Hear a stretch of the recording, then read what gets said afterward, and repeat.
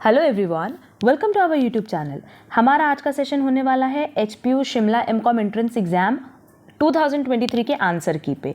अब जैसा कि आप लोगों को पता है कि एचपीयू का जो हमारा एंट्रेंस एग्जाम था रिलेटेड टू एमकॉम वो 21 जून को कंडक्ट हो चुका है, दैट इज़ कल।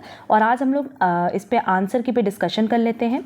अच्छा, एक फाइनल आंसर की जो यूनिवर्सिटी की तरफ से आउट होगी उस पर भी हम क्लास अपलोड कर देंगे। बट आज ये जो हम आंसर की अपलोड कर रहे हैं इसके बेसिस पे आप लोग कॉमेंट बॉक्स में कॉमेंट करके ज़रूर बताना कि आपने कितना नंबर ऑफ क्वेश्चन अटेम्प्ट किया है, कितने क्वेश्चन आप लोगों के करेक्ट हुए हैं, और आपको हमारे चैनल के प्रैक्टिस सेट, सैम्पल पेपर और जिन स्टूडेंट्स ने टेस्ट सीरीज ज्वाइन किया था उनको उससे बेनिफिट मिला है या नहीं। उसके बेसिस पे हम कट ऑफ मार्क्स भी आप लोगों का एक अप्रॉक्स बता देंगे। ठीक है, चलो तो देखो, सबसे पहला क्वेश्चन है कि the offer can be lapsed in case of. अच्छा, अगर आप लोगों ने देखा होगा ना तो बहुत सारे क्वेश्चंस हमारे प्रैक्टिस पेपर से हैं, सैम्पल पेपर से हैं, पास्ट ईयर क्वेश्चन पेपर से हैं एंड टेस्ट सीरीज से हैं। इसके अलावा अभी हमने जो 2 सेशंस अपलोड किए थे एमसीक्यूज ऑन कॉमर्स, उससे भी बहुत सारे क्वेश्चंस एग्जाम में आए हैं। तो कई सारे क्वेश्चंस पे तो मैं डिस्कशन नहीं भी करना पड़ेगा क्योंकि पहले हमने अपने ऑलरेडी चैनल पे अपलोड किया हुआ है। देखो, कह रहे हैं कि the offer can be lapsed. Lapsed मतलब खत्म कब हो सकता है? रिवोकेशन से, by rejection of offer, counter offer. Revocation मतलब कैंसिल कर देना, खत्म कर देना। ऑफर ही अगर उसको खत्म कर रहा है, और काउंटर ऑफर मतलब ए ने बी को ऑफर दिया और सेम ऑफर बी ने ए को दिया क्योंकि बी को नहीं पता था कि वही ऑफर ए उसको दे रहा है। तो इन तीनों ही केसेस में तो आपका ऑफर खत्म हो जाता है। तो करेक्ट आंसर होगा ए, करेक्ट आंसर होगा D, all of the above. ठीक है, एंड रिवोकेशन मतलब सिंपली क्या होता है कि एक ऐसा एक्ट जहां दोनों पार्टी मिल करके ही कॉन्ट्रैक्ट को कैंसिल कर देती है। Next is threat to commit suicide. Is अगर आप ये कह रहे हो कि हम आपके साथ एक कॉन्ट्रैक्ट करना चाहते हैं और अगर आप ये कॉन्ट्रैक्ट मेरे साथ एंटर नहीं करोगे तो हम सुसाइड कर लेंगे, तो ये क्या था? ये था हमारा कोअर्जन का part, that is correct answer होगा C. Next, when a contract is broken, what remedy is available before the party who has suffered? जब कॉन्ट्रैक्ट तोड़ा जाता है ना, जैसे मान लो 2 पार्टी है ए और बी, दोनों में से अगर कोई एक पार्टी कॉन्ट्रैक्ट तोड़ रही है तो ना कई सारे ऑप्शंस दिए गए हैं, जैसे ही may sue for the specific performance of the contract. अब जैसे मान लो ये मैरी करने का कॉन्ट्रैक्ट है तो उस केस में कोई ज़रूरी नहीं कि आपके कॉन्ट्रैक्ट तोड़ने से बी मान ही जाए। हो सकता है कि बी कोर्ट में ये केस कर दे कि नहीं, इस कॉन्ट्रैक्ट का परफॉर्मेंस आप करवाइए। ही मे रिसेंड द कॉन्ट्रैक्ट, वो चाहे तो कॉन्ट्रैक्ट तोड़ भी सकता है। ही मे सू फॉर डैमेजेस, वो डैमेजेस के लिए भी क्लेम कर सकता है। ये तीनों ही ऑप्शन अवेलेबल रहता है उस पार्टी के पास जो इनोसेंट पार्टी है। तो करेक्ट आंसर होगा D, all of the above. Next, were both the parties to an agreement under a mistake as to matter of fact, what is essential to the agreement? The agreement is, देखो यहाँ पे ना specially ये चीज़ कह रहा है कि जो दोनों पार्टी है ये दोनों ही पार्टी अंडर क्या है? मिस्टेक है। देखो, जब एक पार्टी मिस्टेक में होती है मतलब यूनिलैटरल मिस्टेक होता है ना, तब तो कॉन्ट्रैक्ट वॉइडेबल होता है। बट जब दोनों ही पार्टी को मिस्टेक है कॉन्ट्रैक्ट को लेके या मैटर ऑफ फैक्ट को लेकर के, तो उस तरह के अग्रीमेंट को हम वॉइड मानते हैं। क्लियर? तो करेक्ट आंसर होगा B. Next, the contract is discharge under mutual agreement. अगर आप म्यूचुअल अग्री कर रहे हो कि हाँ ठीक है हम कॉन्ट्रैक्ट तोड़ देते हैं और इस कॉन्ट्रैक्ट की जगह एक नया कॉन्ट्रैक्ट बना देते हैं, तो इसको हम लोग कहते हैं novation, that is correct answer होगा C, novation. Next, an offer open for acceptance over a period of time, ऐसे ऑफर को हम लोग कहते हैं standing offer, that is correct answer होगा D. Next, a contract of indemnity may be called as quasi contract, contingent contract, good contract. Contract of indemnity को हम लोग कंटिजेंट कॉन्ट्रैक्ट के नाम से भी जानते हैं, तो करेक्ट आंसर होगा B. When shares are issued at premium, the amount of premium will be credited to, no doubt जो सिक्योरिटी प्रीमियम का अमाउंट होता है वो हम कहाँ डालते हैं? सिक्योरिटी प्रीमियम रिजर्व अकाउंट में, दैट इज करेक्ट आंसर होगा A, security premium account. Next, profit and loss statement is also known as statement of earning, statement of balance sheet, statement of operation. इसको हम लोग income statement भी कहते हैं, that is statement of income. तो correct answer होगा D. Next, share application account is personal account, real account, nominal account, impersonal account. हमने पहले भी बताया कि share application account personal account होता है। क्यों? क्योंकि ये इंडिकेट करता है उस पैसे को जो कि शेयर होल्डर से रिसीव्ड हुआ है ना, किसके बदले? शेयर्स के बदले। मतलब उन्होंने शेयर्स लिया और बदले में हमने उन्होंने कंपनी का शेयर्स लिया और बदले में उन्होंने पैसा दिया है। ठीक है, तो शेयर एप्लीकेशन अकाउंट अगर आप डेबिट कर रहे हो तो वो ये दिखाता है कि कितना पैसा ड्यू है, एंड क्रेडिट करते हैं जब पेड हो जाता है। ठीक, तो ये किसके लिए दिखा रहे? पर्सन के लिए दिखा रहे ना कि एक पर्सन से हमें कितना पैसा मिला या मिलना है। तो किस तरह का अकाउंट इसको ट्रीट किया जाएगा? Personal account. करेक्ट आंसर होगा A. Next, when shares are forfeited the share capital account is debited with, ये भी हमने पहले डिस्कस किया हुआ है कि अगर शेयर फोरफीट करे, छीन रहे हैं, तो जितना पैसा कॉल्ड अप हुआ है ना उसी से आप डेबिट करते हो शेयर कैपिटल अकाउंट को। तो करेक्ट आंसर होगा B, called up value of shares. Next, a method used in a comparative analysis of financial statement is returning analysis, common size analysis, preference analysis, graphical analysis. Correct answer होगा B, common size analysis. Next, the debentures which are not recorded in the register of a company are called, ये हमने पहले भी discuss किया है, secured no, unsecured no, registered no. जो bearer debentures होते हैं ना वो unregistered debentures होते हैं and वो ट्रांसफ़र भी किए जा सकते हैं ओनली बाय डिलीवरी। इसके लिए आपको कोई भी रिकॉर्ड्स कंपनी की बुक्स में मेंटेन नहीं करना पड़ता, कंपनी के रजिस्टर में मेंटेन नहीं करना पड़ता। तो करेक्ट आंसर होगा C, bearer debentures. Next, when debentures are issued at a discount and are redeemable at a premium, which of the following account is debited at the time of issue? आप देखो debentures आप issue कर रहे हो discount पे, loss पे आप issue कर रहे हो, है ना, और रिडीम कर रहे हो प्रीमियम पे, तब भी तो आपका लॉस है। तो इसके लिए हम डेबिट किसको करते हैं? डिबेंचर्स अकाउंट को। Premium on redemption of debentures, loss on issue of debentures account को हम डेबिट करते हैं। तो करेक्ट आंसर होगा C. Next, overhead cost is the total of, देखो ओवरहेड कॉस्ट में हम हमेशा किसको लेते हैं? इनडायरेक्ट कॉस्ट को लेते हैं। All indirect cost, all direct cost, indirect और डायरेक्ट कॉस्ट। करेक्ट आंसर होगा A, all indirect cost. Next, imputed cost is also known as notional cost, real cost, normal cost और वेरिएबल कॉस्ट। देखो imputed cost को हम कई सारे नाम से जानते हैं, जैसे implicit cost, notional cost, implied cost, opportunity cost, ठीक है। और एज पर गिवन ऑप्शन, क्योंकि हमारे पास नोशनल कॉस्ट दिया है तो करेक्ट आंसर होगा ए, नोशनल कॉस्ट। और ये सब क्वेश्चन हमने ऑलरेडी डिस्कस किया हुआ है, सारे पॉइंट्स पे भी हमने डिटेल डिस्कशन किया हुआ है अपने चैनल पे। Next, indirect material scrap is adjusted along with, जो स्क्रैप होता है मतलब जिससे हमारी कॉस्ट कटिंग होती है, कम होती है, उसको ना हम हमेशा कहाँ एडजस्ट करते हैं? फैक्ट्री कॉस्ट के साथ, क्योंकि इनडायरेक्ट मटेरियल है। तो करेक्ट आंसर होगा B, factory cost. Next, over time क्या है? ओवर टाइम मतलब जैसे अगर मान लो तुम्हें नॉर्मल टाइम के लिए 1 घंटे के लिए 10 रुपये मिल रहा है, तो ओवर टाइम में जनरली क्या मिलता है? इसका डबल या फिर अकॉर्डिंगली जैसा कंपनी डिसाइड करे, ठीक है। तो जो आपका नॉर्मल टाइम से ज़्यादा पैसा आपको मिल रहा है उसी को हम कहते हैं over time. Actual hours being more than normal time, actual hours being more than standard time. देखो स्टैंडर्ड टाइम या एक्चुअल आवर्स की तो बात ही नहीं हो रही, नॉर्मल टाइम की बात हो रही है कि अगर आपने नॉर्मल टाइम से ज़्यादा काम किया है तो उसको हम ओवर टाइम कहते हैं। तो करेक्ट आंसर होगा ए। नेक्स्ट, लेबर टर्नओवर का क्या मतलब होता है? ये हमने ऑलरेडी बहुत बार बताया। लेबर टर्नओवर का मतलब होता है कि जो लेबर फोर्स में चेंजेस हो रहे हैं, कितने लोगों ने ड्यूरिंग द ईयर आपको ज्वाइन किया, कितने लोगों ने आपको आपकी कंपनी को छोड़ा है। दैट इज करेक्ट आंसर होगा rate of the change in composition of labour force during a specified period. Correct answer होगा बी।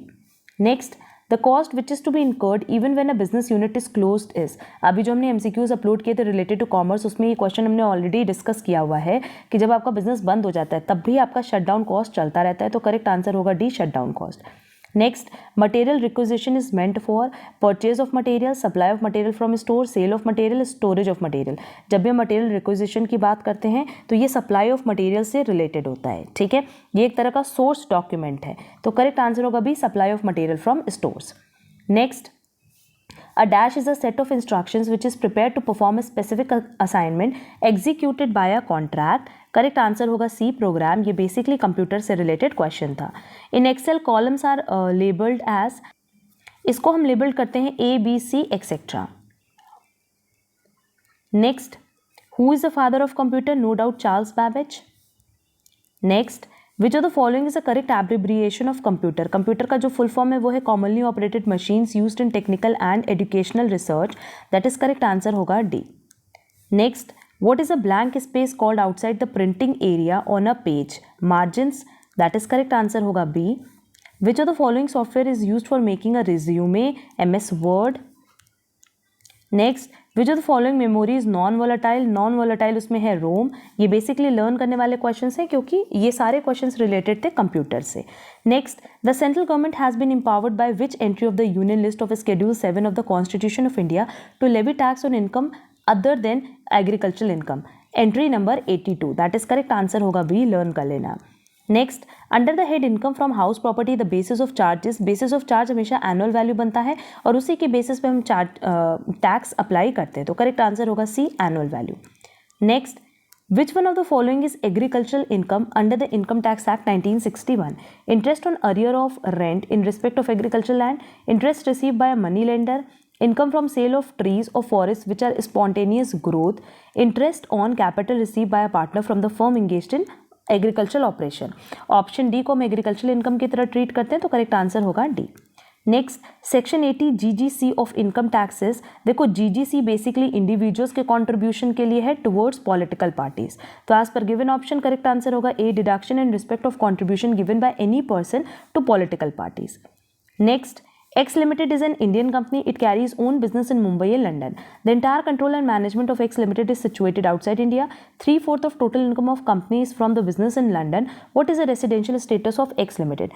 अब देखो यहाँ पे स्पेशली ये चीज़ बोला है कि जो X Limited है ना, वो एक इंडियन कंपनी है, ठीक है। तो अगर हम कंपनी की बात करें तो कंपनी चाहे रेसिडेंट हो सकती है, चाहे नॉन रेसिडेंट हो सकती है। वो रेसिडेंट होगी अगर वो इंडियन कंपनी है या उसका कंट्रोल एंड मैनेजमेंट जो अफेयर्स का है वो कंप्लीटली इंडिया में सिचुएटेड हो, ठीक है। तो क्योंकि यहाँ पे स्पेशली बोल दिया कि ये इंडियन कंपनी, और जब इंडियन कंपनी है तो ये रेसिडेंट ही होगी, फिर भले इसका जो मैनेजमेंट ऑफ कंट्रोल है वो बाहर क्यों ना हो। क्लियर? तो रेसिडेंट होने के लिए दो चीज़ें हैं, पहला कि वो इंडियन कंपनी हो और उसका कंट्रोल एंड मैनेजमेंट सिचुएटेड हो होली इन इंडिया। तो पहली वाली सिचुएशन कंप्लाई कर रहा है ना, इसीलिए इसको क्या मानेंगे, resident.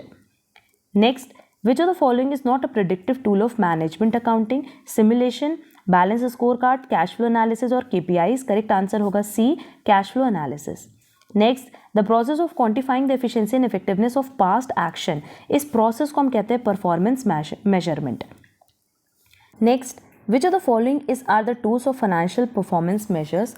ROI, EVA that is economic value added, और residual income, all of these. Financial performance की बात करें तो करेक्ट आंसर होगा return on investment, that is correct answer होगा ए। नेक्स्ट, SCBA का फुल फॉर्म है social cost benefit analysis costing में, तो करेक्ट आंसर होगा C. Next, the difference between actual sales and break even sales. Actual sales और break even sales के बीच का जो डिफरेंस होता है वो हमेशा मार्जिन ऑफ सेफ्टी होता है, तो करेक्ट आंसर होगा सी।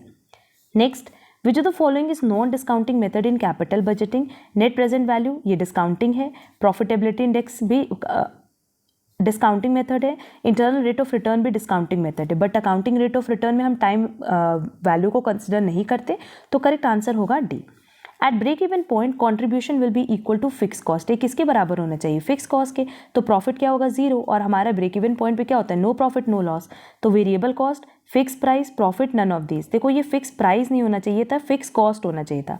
अगर फिक्स कॉस्ट होगा तो करेक्ट आंसर होगा बी, अदरवाइज करेक्ट आंसर होगा D, none of these. Next, EDII was developed by the, मतलब entrepreneurship development institute of India की बात कर रहा है, और ये ना बहुत सारे इंडियन फाइनेंशियल इंस्टीट्यूशंस ने मिल करके बनाया है, ठीक है। तो करेक्ट आंसर होगा all India financial institution. Basically autonomous body है और ये non for profit institute setup हुई थी 1983 में। नेक्स्ट,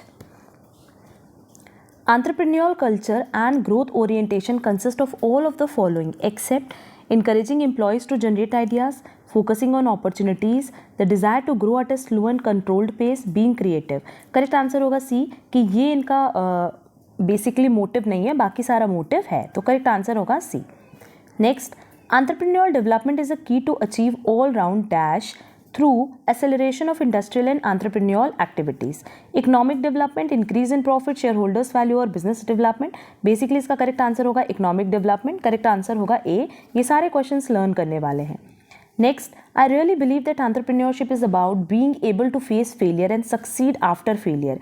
ये स्टेटमेंट था किरण मजूमदार शॉ का।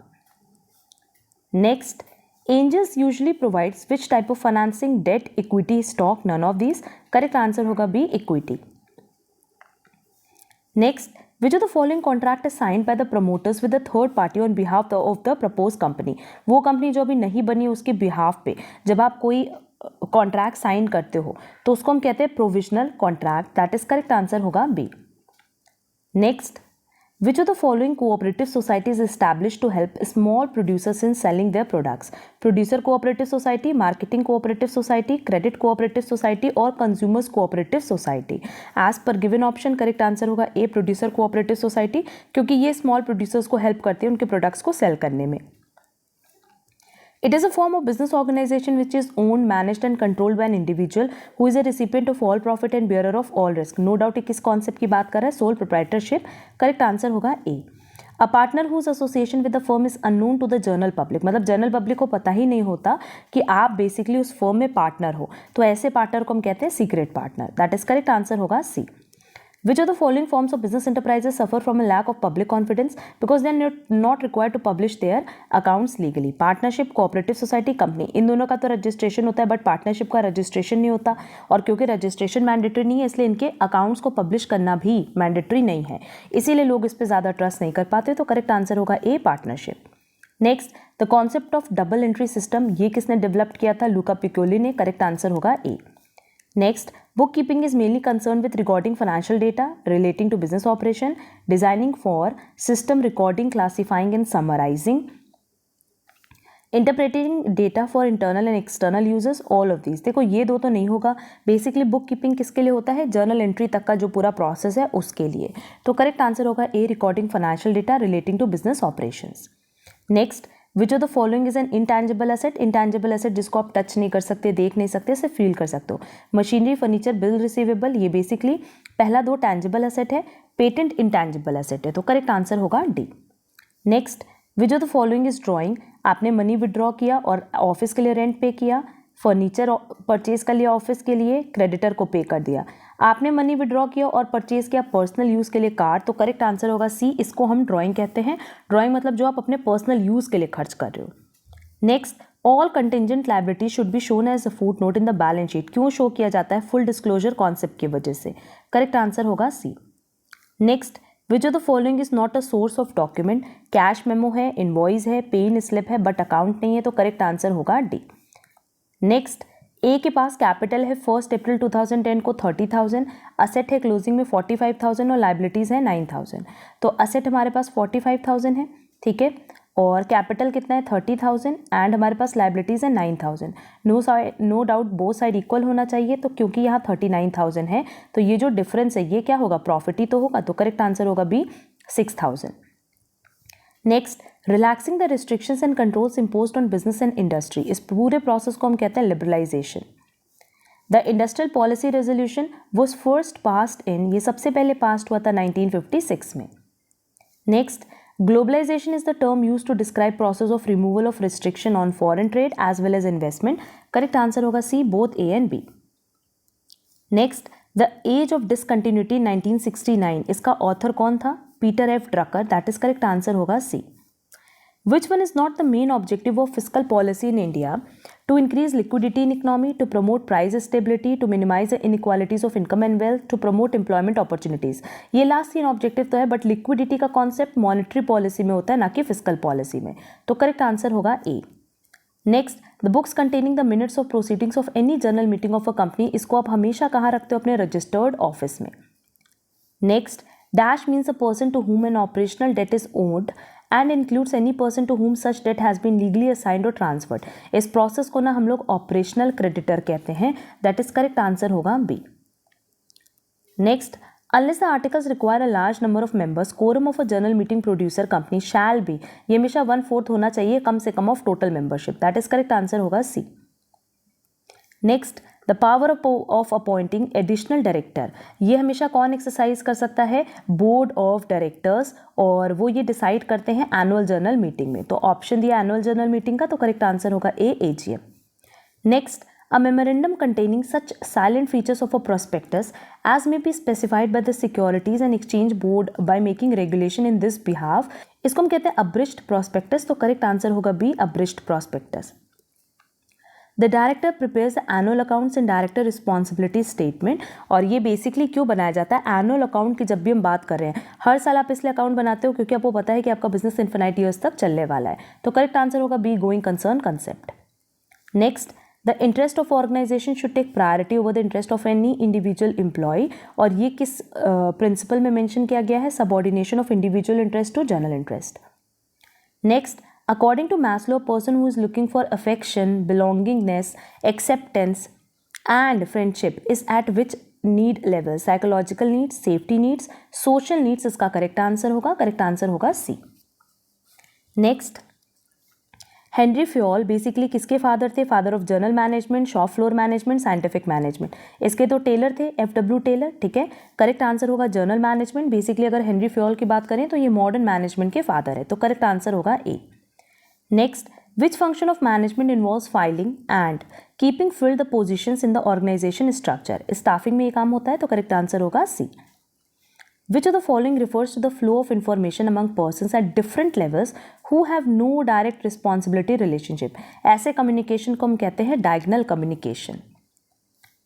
Which mean is most affected by extreme values? Extreme values से सबसे ज़्यादा अफेक्ट होता है arithmetic mean, that is AM, और इस पर हमने डिटेल डिस्कशन किया हुआ है अपने सेकंड चैनल पे CA काजल डेरोलिया, जहां हमने डिटेल डिस्कशन किया है स्टैटिस्टिक्स से रिलेटेड हर एक चैप्टर पे, बहुत सारे MCQs भी वहां डिस्कस किए हुए हैं। Next, which of the following is a measure of central tendency? Median, standard deviation, mean deviation, quartile deviation. ये तो मेजर ऑफ डिस्पर्जन है, करेक्ट आंसर होगा A, median. Next, cyclic variation in a time series are cause by lockouts? No, war? No, floods? No, none of the above इसका correct answer होगा, क्योंकि cyclic variation basically क्या होता है, मतलब इसका मतलब होता है कि कोई भी ऐसा चेंज जो कि किसी कॉज की वजह से हो रहा है, जैसे बिजनेस साइकिल की वजह से, सीजनल चेंजेस की वजह से, ठीक है। Next, the average of the sum of square of the deviation about mean is, क्या कह रहा है, x माइनस मीन का स्क्वायर डिवाइडेड बाय n। अब ये जो एवरेज निकाल रहे हो इसको क्या कहते हैं? अगर ये अंडर रूट होता तो स्टैंडर्ड डेविएशन हो जाता, अब क्योंकि अंडर रूट नहीं है तो वेरिएंस हो जाएगा, तो करेक्ट आंसर होगा ए, वेरिएंस।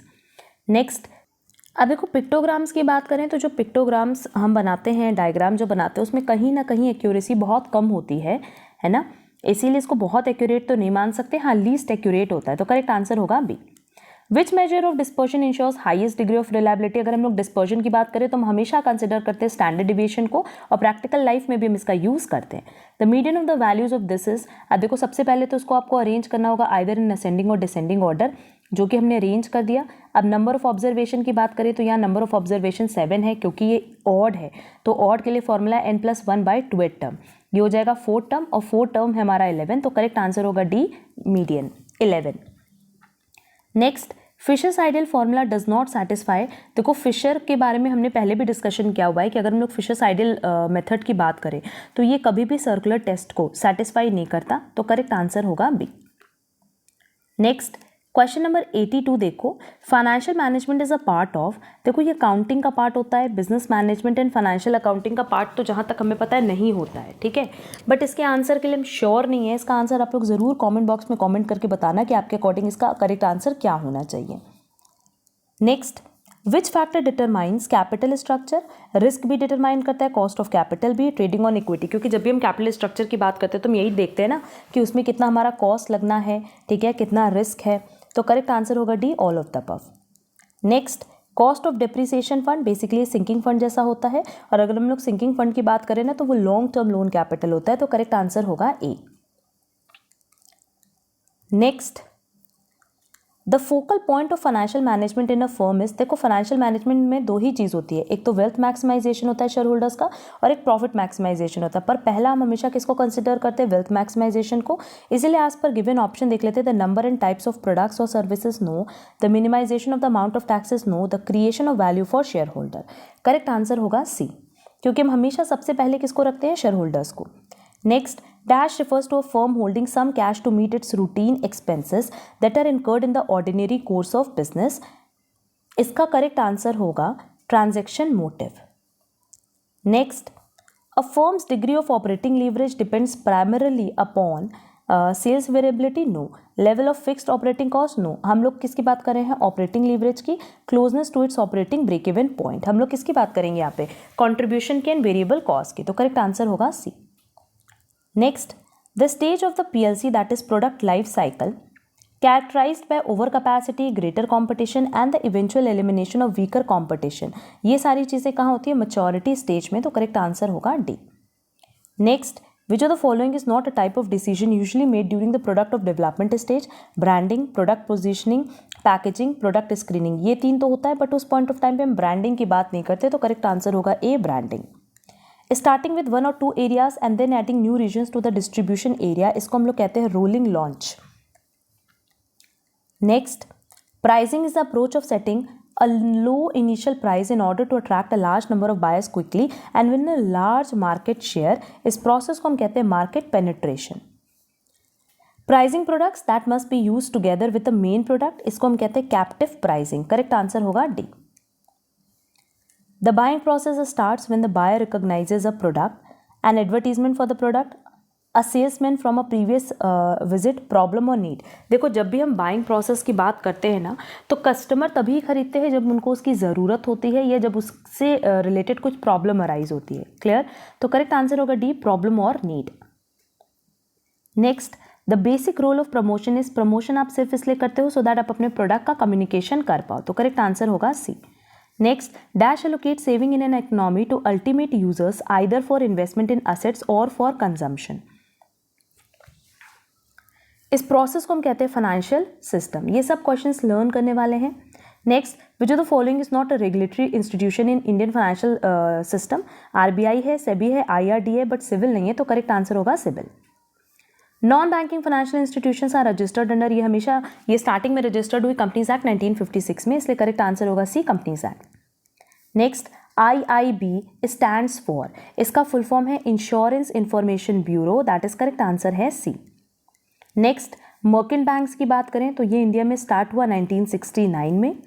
और हमारा लास्ट क्वेश्चन है कि prospectus is not issued in, prospectus कहाँ इशू नहीं किया जाता, पब्लिक इशू में, प्राइवेट प्लेसमेंट में और राइट इशू में. प्राइवेट प्लेसमेंट में, क्योंकि प्राइवेट प्लेसमेंट में बेसिकली आप अपने कंपनी के शेयर्स इशू करते हो अपने रिलेटिव्स को, फ्रेंड्स को, ठीक है. तो उस केस में आपको प्रोस्पेक्टस इशू करने की ज़रूरत नहीं है. तो ये ओवरऑल 100 MCQs से related to HPU MCOM entrance exam 2023, जिसका हमने पूरा डिटेल डिस्कशन कर लिया है. एक क्वेश्चन जिसमें हमें डाउट था वो हमने स्किप कर दिया है. अगर किसी क्वेश्चन में फर्दर आप लोगों को डाउट होगा तो कमेंट बॉक्स में कमेंट करके ज़रूर बताना. एंड जैसे ही HPU अपना आंसर की अपलोड करेगा हम ज़रूर अपने चैनल पे उससे रिलेटेड डिस्कशन क्लास डालेंगे. अगर आपको आज की क्लास यूजफुल लगी तो वीडियो को लाइक, कमेंट, शेयर ज़रूर करना. अब हम लोग मिलेंगे हमारे नेक्स्ट क्लास में. आज के लिए बस इतना. Thank you so much.